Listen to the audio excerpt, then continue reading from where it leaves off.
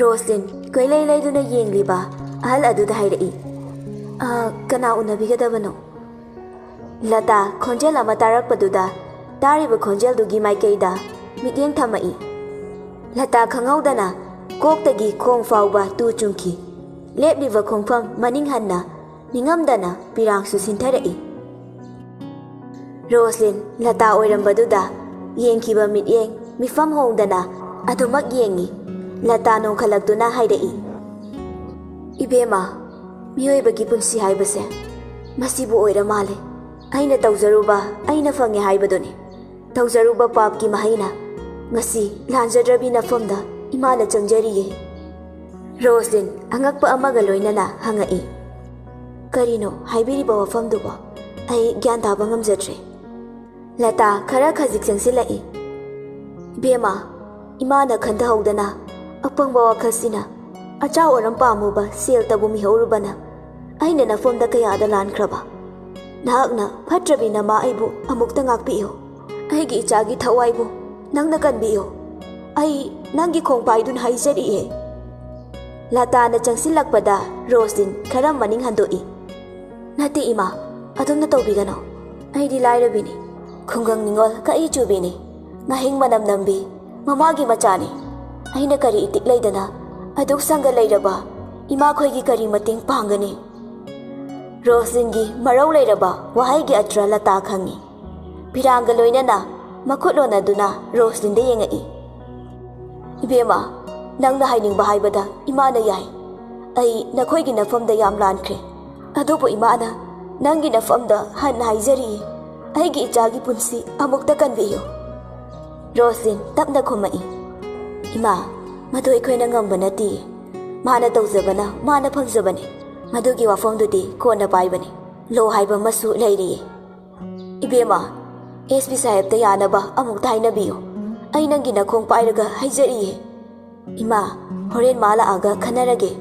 ai haidune yenge adubo aikhoina ngambani nate masigidi yobiro Roslyn imungda changage haiduna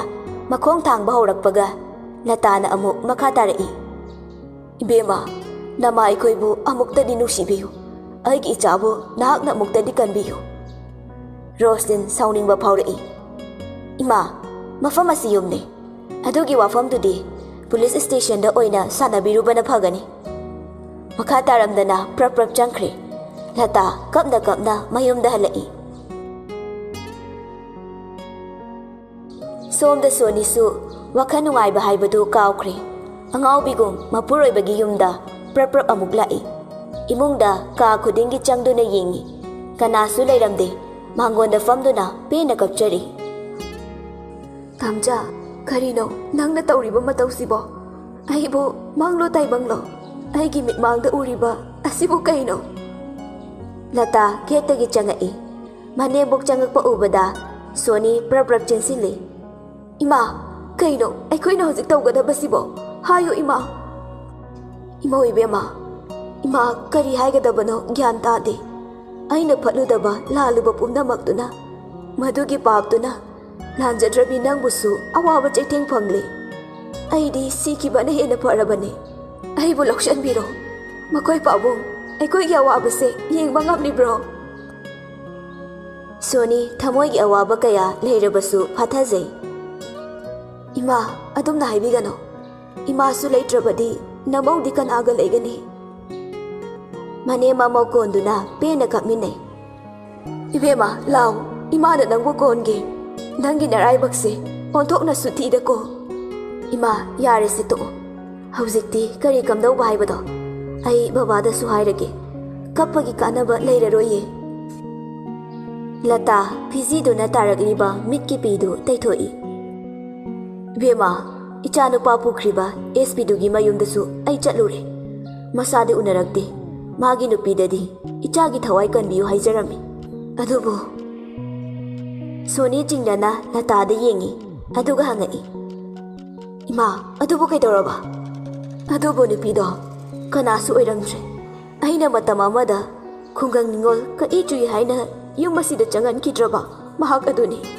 atai kanasu nate Roslyn ni Phaziluraba pirang amok nauna sintharai Soni हौजिक्ति ज्ञान तारे ओ महाक ओइरेको लता सोनी दे येंगई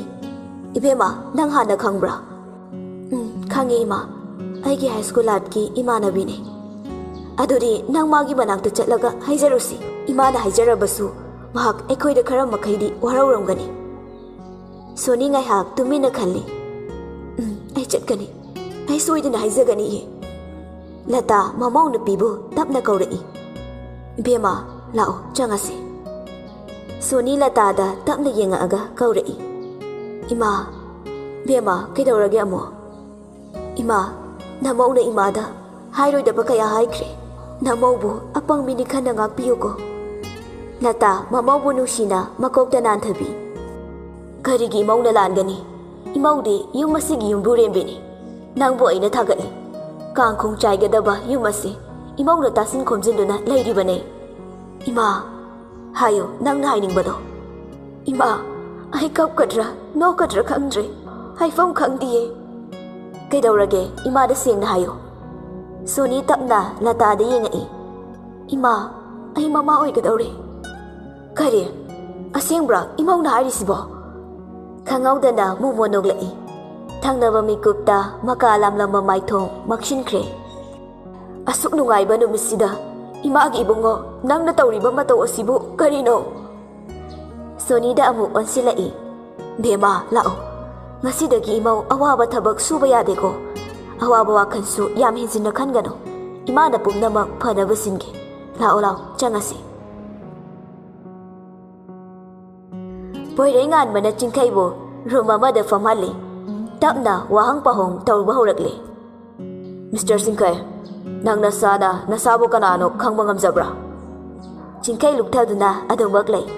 पोइरे nganba चंगसिलगा चिंखै gi masamduda paiduna चिंखतली phone दे यामकन मसादाय कइदौरे हजिकते नरो थोक्ट्रबो खुमुने पोइरे nganba अमुक तपना मखा तारेई नंगना सुयाम फतबा मी ओइरिबसे करिगिनो नंगी नतु नचा सोइदना लेरमगनी नंगा ममांगिबा मतमदा अखोइगिदि लाइबक फबने अदुबु नंगी नुपी अंगांगना वाहौबदो अदु खंदब्रा चिंखै वा अमता nganगदे नौशागुम थौबा अकनबा लमहुइ नंगना करिगी गद्धागी मांगदा पांगदबा मगुम तुमिना लैरि चिंखै ngasai मखै तुमिना लैरमबदो हौजिकता तपना खुमई एसपी नंग नैगी फमदा अपांबा तौबा यागनी आई चिंगनबा कैसु लैथे एसपी नंगना पिनिंगबा दंदी पीबदा आई इसाना याजगनी पोइरे nganba चिंखैदा मुन्ना येंगई याम करेमदना हाइरई ए कइनो अखोइ लमहुइसे ngasiदी याम सोलबा कइनो मंगलो नते सिबो मीगो नरजाला चिंखै अमुक मखा तारई एसपी नखुत चलबा मी अमबु करेमददुना मता मंगनगनो अइना फंगफम थोकपा दंदीदोदी पिबियो पोइरे nganba चिंखैगी वाहाइदुदा नोकनिंगबा फाउरई नते नंगबो अइंगोदा कॉल याम तोइन तौरकपा गुड मॉर्निंग गुड नाइट तोइना विश पिरकपदो नत्रो चिंखैदु एसपी दा ममित खानी येंगई एसपी नंगना इबुंगसी नंगी नखुत चले हाइदुना अइबु करेमनरे अदुबा एसपी हाइबिगे ताजो नंगुबा नकोक याउदबा एसपी कया असिनाने इरमदा मणिपुर सिबु नौमा नौमगी मांगबा हेलैबसे अइना तौखिबा प्लान खुदिंग अइगी बिजनेस खक्तगी सुनते इरमदम सिगी पुलिस डिपार्टमेंट असिबु खयाम यामना मथौ तौरी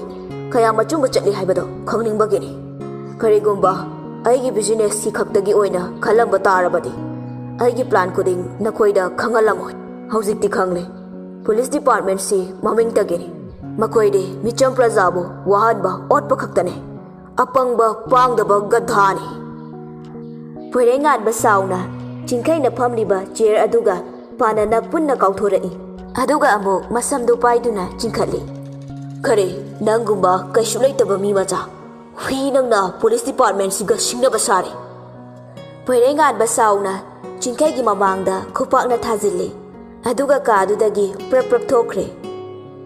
पोइरे साउनिंगबा कया फाजिंदुना युमदा हलई रोसिन नुमिदांगी मतम ओइरकपदा चा इसिंग लोइसिलगा मपुरैबा हलकपा ngairi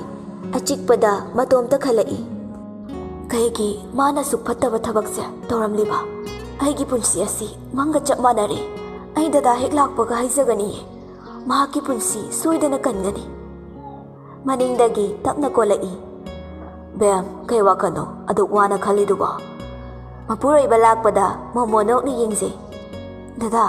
ꯀꯩꯅꯣꯝꯇ ꯍꯥꯏꯖꯒꯦ ꯄꯣꯏꯔꯩꯉꯥꯟꯕ ꯅꯨꯡꯁꯤꯅ ꯈꯨꯝꯃꯛꯏ ꯑꯃꯠꯇ ꯅꯠꯇꯦ ꯃꯌꯥꯝ ꯍꯥꯏꯌꯣ ꯔꯣꯁꯂꯤꯟ ꯉꯥꯏꯍꯥꯛ ꯇꯨꯃꯤꯟꯅ ꯂꯩꯔꯒ ꯇꯞꯅ ꯄꯣꯏꯔꯩꯗ ꯑꯣꯟꯁꯤꯜꯂꯛꯏ ꯗꯗꯥ ꯆꯤꯡꯈꯩꯒꯤ ꯃꯃꯥ ꯂꯥꯛꯑꯝꯃꯤ ꯄꯣꯏꯔꯩ ꯋꯥꯍꯩꯗꯨ ꯇꯥꯕꯗ ꯀꯣꯜꯂꯝꯕꯗꯨ ꯊꯥꯗꯣꯛꯏ ꯕꯦꯝ ꯃꯤꯑꯣꯏꯕ ꯍꯥꯏꯕꯁꯦ ꯂꯥꯟꯗꯕ ꯉꯝꯗꯕ ꯂꯩꯇꯦ ꯍꯥꯏꯅꯩ ꯑꯗꯨꯕꯨ ꯂꯥꯜꯂꯤꯕꯗꯣ ꯃꯁꯥꯅ ꯆꯨꯝꯊꯣꯛꯆꯅꯕꯅꯤ ꯃꯁꯥꯒꯤ ꯑꯔꯥꯟꯕ ꯃꯁꯛ ꯈꯪꯖꯅꯕꯅꯤ ꯉꯁꯤ ꯂꯣ ꯍꯥꯏꯅ ꯂꯩꯔꯤꯕꯁꯤꯅ ꯔꯣꯁꯂꯤꯟ ꯇꯞꯅ ꯃꯈꯥ ꯇꯥꯔꯛꯏ ꯑꯩ ꯗꯥ ꯆꯤꯡꯈꯩꯒꯤ ꯄꯨꯟꯁꯤ ꯀꯟꯕ ꯄꯥꯝꯃꯤ ꯃꯥꯅ ꯐꯠꯇꯕ ꯊꯕꯛ ꯇꯧꯔꯕꯁꯨ ꯑꯩ ꯃꯥꯅ ꯑꯋꯥꯐꯝꯗ ꯂꯩꯕꯗꯣ ꯌꯦꯡꯕ ꯉꯝꯃꯣꯏ ꯄꯣꯏꯔꯩ ꯌꯥꯝ ꯉꯛꯅ ꯌꯦꯡꯉꯛꯏ ꯕꯦꯝ ꯗꯗꯥ ꯃꯤ ꯑꯃꯅ ꯐꯠꯇꯕ ꯊꯕꯛ ꯇꯧꯔꯛꯄꯁꯦ ꯇꯧꯒꯦ ꯍꯥꯏꯅ ꯇꯧꯕꯗꯤ ꯑꯣꯏꯔꯣꯏꯌꯦ ꯀꯔꯤꯒꯨꯝꯕ ꯄꯦꯟꯗꯕ ꯑꯃꯗꯒꯤ ꯇꯧꯔꯛꯄ ꯑꯣꯏꯔꯛꯄ ꯐꯠꯇꯕ ꯂꯝꯕꯤꯗ ꯆꯠꯈꯤꯕ ꯉꯥꯛꯇꯅꯦ ꯗꯗꯥꯅ ꯑꯩꯕꯨ ꯊꯃꯣꯏ ꯁꯦꯡꯅ ꯅꯨꯡꯁꯤꯕ ꯑꯣꯏꯔꯕꯗꯤ ꯃꯥꯒꯤ ꯄꯨꯟꯁꯤꯕꯨ ꯀꯟꯕꯤꯌꯨ ꯄꯣꯏꯔꯩ ꯆꯤꯡꯅꯕ ꯑꯃꯒ ꯂꯣꯏꯅꯅ ꯍꯪꯉꯛꯏ ꯑꯗꯨꯗꯤ ꯕꯦꯝ ꯆꯤꯡꯈꯩꯁꯤ ꯀꯅꯥꯅꯣ ꯍꯥꯏꯌꯣ ꯃꯍꯥꯛ ꯀꯅꯥꯅꯣ ꯔꯣꯁꯂꯤꯟ ꯐꯥꯖꯤꯟꯗꯨꯅ ꯊꯝꯂꯝꯕ ꯐꯤꯔꯥꯡꯗꯨ ꯃꯄꯥꯟ ꯊꯣꯛꯅ ꯁꯤꯟꯊꯔꯛꯏ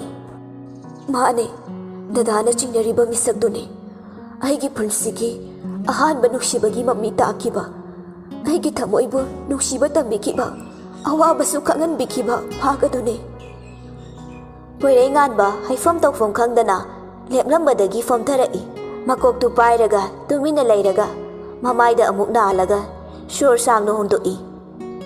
ꯕꯦꯝ ꯑꯩ ꯀꯩꯗꯧ ꯍꯥꯏꯕꯅꯣ ꯔꯣꯁꯂꯤꯟ ꯄꯣꯏꯔꯩꯒꯤ ꯃꯅꯥꯛꯇ ꯆꯪꯉꯛꯏ ꯗꯗꯥ ꯃꯍꯥꯛꯀꯤ ꯄꯨꯟꯁꯤꯕꯨ ꯑꯃꯨꯛꯇ ꯀꯟꯕꯤꯌꯨ ꯑꯩ ꯗꯗꯥꯒꯤ ꯃꯐꯝꯗꯒꯤ ꯐꯤꯒꯥꯎ ꯁꯥꯅ ꯅꯤꯖꯔꯤꯌꯦ ꯔꯣꯁꯂꯤꯟ ꯊꯃꯣꯏ ꯁꯣꯛꯅ ꯀꯞꯂꯛꯂꯤ ꯄꯣꯏꯔꯩꯉꯥꯟꯕ ꯔꯣꯁꯂꯤꯟꯒꯤ ꯃꯇꯧꯗꯨ ꯌꯦꯡꯕ ꯉꯝꯗ꯭ꯔꯗꯨꯅ ꯃꯊꯥꯅꯨꯡꯗ ꯆꯦꯠꯅ ꯀꯣꯟꯁꯤꯜꯂꯤ ꯕꯦꯝ ꯑꯗꯨꯝꯅ ꯀꯞꯀꯅꯨ ꯅꯪꯅ ꯀꯞꯄꯗ ꯑꯩꯒꯤ ꯊꯃꯣꯏꯁꯤꯅ ꯈꯥꯡꯕ ꯉꯝꯗꯤꯌꯦ ꯅꯪꯒꯤ ꯊꯃꯣꯏꯗ ꯂꯩꯔꯤꯕ ꯑꯋꯥꯕ ꯄꯨꯝꯕ ꯑꯩꯁꯨ ꯈꯪꯏ ꯗꯗꯥ ꯄꯣꯏꯔꯩꯉꯥꯟꯕ ꯔꯣꯁꯂꯤꯟꯗ ꯃꯣꯃꯣ ꯅꯣꯛꯅ ꯌꯦꯡꯉꯤ ꯑꯗꯨꯒ ꯃꯤꯠꯀꯤ ꯄꯤꯗꯨ ꯑꯃꯨꯛ ꯇꯩꯊꯣꯛꯄꯤ ꯁꯦ ꯀꯞꯀꯅꯨ ꯇꯣꯛꯑꯣ ꯉꯁꯤꯗꯤ ꯗꯗꯥꯁꯨ ꯌꯥꯝ ꯋꯥꯔꯦ ꯉꯟꯅ ꯄꯣꯊꯥꯒꯦ ꯑꯩꯅ ꯌꯥꯅꯕ ꯐꯅꯕ ꯁꯤꯟꯒꯦ ꯌꯥꯔꯦꯀꯣ ꯔꯣꯁꯂꯤꯟꯁꯨ ꯄꯣꯏꯔꯩꯒꯤ ꯋꯥꯍꯩꯗꯨꯗ ꯑꯋꯥꯕ ꯈꯔ ꯃꯈꯩꯗꯤ ꯀꯣꯛꯄꯒꯨꯝ ꯇꯧꯏ ꯃꯣꯃꯣ ꯅꯣꯛꯏ ꯑꯗꯨꯒ ꯃꯄꯨꯔꯣꯏꯕꯒ ꯄꯨꯟꯅ ꯆꯪꯃꯤꯟꯅꯈ꯭ꯔꯦ ꯆꯤꯡꯈꯩ ꯀꯥ ꯑꯗꯨꯗ ꯃꯊꯟꯇ ꯁꯨꯝ ꯐꯝꯂꯝꯕꯗꯒꯤ ꯋꯥꯈꯜ ꯃꯑꯣꯟ ꯈꯜꯂꯛꯏ ꯀꯔꯤꯒꯨꯝꯕ ꯑꯩꯅ ꯃꯐꯝꯁꯤꯗ ꯁꯨꯝ ꯂꯩꯈꯤꯕ ꯇꯥꯔꯕꯗꯤ ꯑꯩꯒꯤ ꯊꯣꯏꯒ ꯏꯃꯥꯒꯗꯤ ꯀꯝꯗꯧꯒꯅꯤ ꯑꯩ ꯃꯈꯣꯏꯒꯤ ꯈꯨꯠꯇ ꯇꯥꯕ ꯌꯥꯗꯦ ꯚꯥꯏ ꯑꯦꯅꯤꯃꯤꯟꯁ ꯇꯧꯔꯒ ꯑꯩ ꯃꯐꯝꯁꯤꯗꯒꯤ ꯅꯥꯟꯊꯣꯛꯀꯅꯤ ꯑꯩ ꯅꯨꯄꯥꯅꯤ ꯁꯤꯒꯗꯕ ꯂꯩꯔꯕ ꯃꯤꯑꯣꯏ ꯃꯄꯣꯛꯅꯤ ꯑꯊꯦꯡꯕ ꯑꯍꯤꯡꯅꯤ ꯃꯤ ꯄꯨꯝꯅꯃꯛ ꯑꯁꯤꯕꯒꯨꯝ ꯇꯨꯝꯅꯕ ꯃꯇꯝꯅꯤ ꯆꯤꯡꯈꯩ ꯐꯨꯛ ꯍꯧꯒꯠꯂꯤ ꯑꯗꯨꯒ ꯃꯀꯣꯛꯇꯨ ꯂꯩꯗꯨꯅ ꯌꯦꯡꯉꯛꯏ ꯆꯤꯡꯈꯩ ꯂꯦꯞꯅ ꯋꯥꯈꯜ ꯈꯜꯂꯛꯏ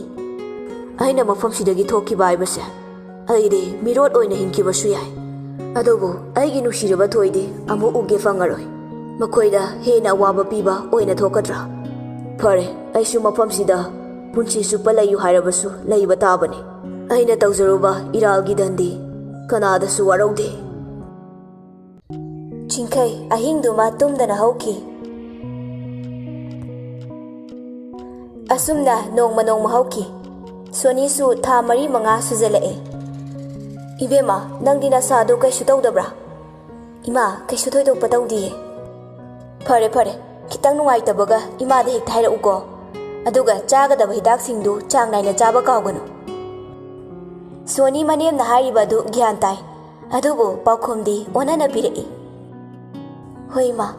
아도이마, 탐차기 마땅두부 그리 하이나리게. 라타 마마부 누아이키로이 칼라가 탑나 하이레이. 이베마 토이니 헨세나 칼루노. 하우직디네 코르타 부토어가 아쭈마란 강독니 하이리. 소니 파컷파 아마 파우레이. 이마 코르나 마라라이 하이라디 가마이 떠우네. 이베마 모인 헥 타이바 야바 나테다.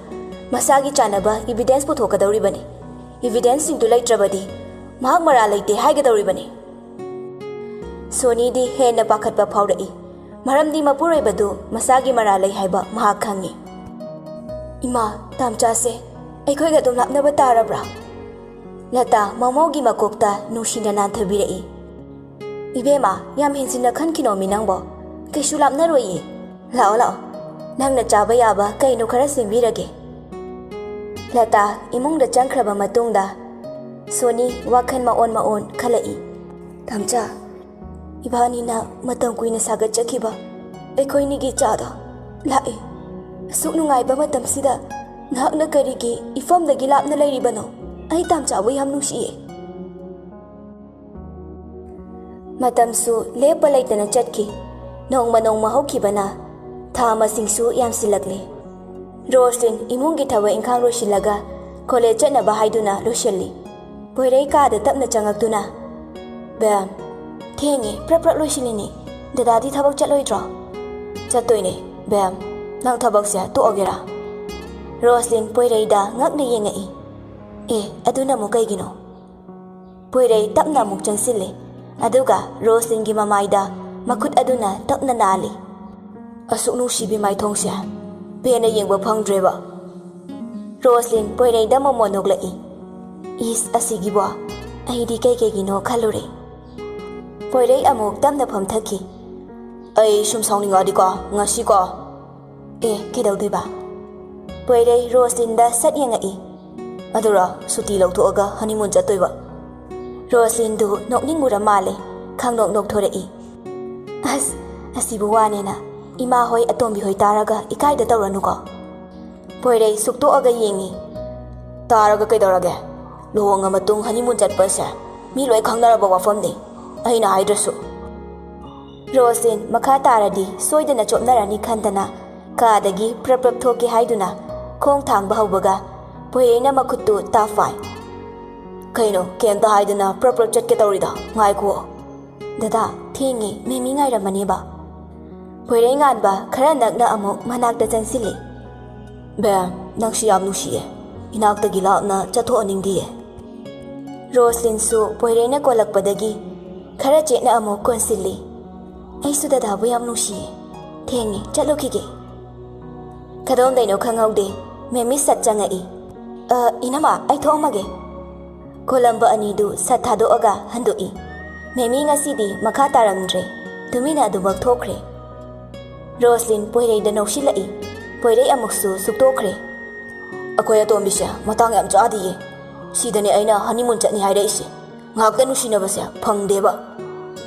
Roslyn nokning bada loire dada nganga dum lehoro ai thoe ko Roslyn driver duga gari thaudoga kakhat ki hek tawbaga mako ngawraktuna leimai da haithakre memi pakhatpana prap chensili inama tabra tama inama se kaino tawkre amtalao manakta leiramba escort sing du sensilai adubo madam oibanina hek laukhaluba sungamda ising puraktuna makokta hapi poirei ngan basu machanupi gi khonjal tabaduda mapanda prap chenthorei tawramliba matawdu ubada pakhatuna chensilaga Roslyn bu kon khatli aduga tampakta makoktu hifalli bam se gyan taraba nipango mama su prap chenthorei haima kaino tawriside ibema gyan tarabo nangba imada kawrise namito panguse poirei ngan ba magi driver du da hairei gari do thawdoro hospital chatna batawsi asumna kudakta hospital da lakle doctor na ngayak yenga batungda doctor du na mapan da thoklei poirei prap chensile doctor anabagi phibam sibo doctor momo nok na khumai sir pakhat bigano nungai ba pawni doctor haibiru sibo sir sa angangi mapawai gadore poirei harauba nungai ba ani na punkre thank you doctor thank you so much doctor duso poirei na harauzabadu ubada momo noglai